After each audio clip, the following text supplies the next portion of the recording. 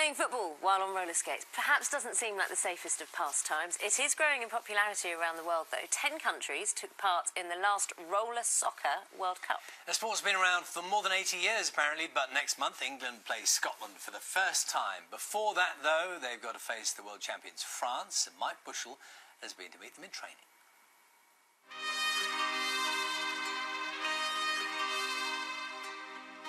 The helmets were a sign that this wasn't going to be an ordinary football match with players from the England team. Then there were the knee and elbow pads, further warning of the potential for pain once the ball was in play.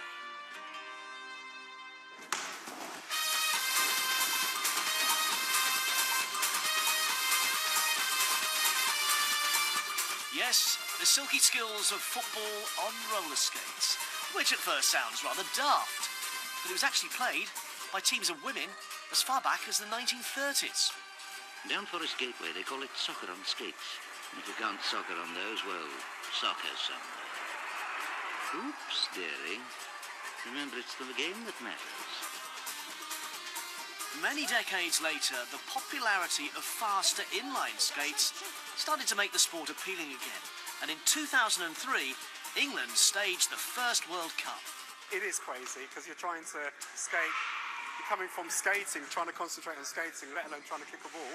Completely different, because you're like learning to walk again, just trying to kick a ball. Yes, this is a steep learning curve for all beginners, even some skaters. It's a very hard game to read as well, that's the trouble. It's not like the fight of a normal football where you think you know where the pass is going to go. At least there's no head height rule in this five-a-side game, though. Header! Oh, that's one thing that is easy enough with two skates. But ball to feet can cause all sorts of problems. So what we do is you kick the ball and you land on the kicking leg. So kicking and then landing back onto that leg. Mike. It went off that way. Doing it in training is one thing, but finishing off a flowing piece of teamwork was proof that the coaching had worked. I was starting to see the point of it all. Oh! Brilliant shot. It's a real stress buster, actually, you know. But basically, I'm a director of the company, and I come here and it just all goes away. It's more fierce, and you can do some good things you can't do in normal football. At times, the footwork was breathtaking. There was even a Rabona shot.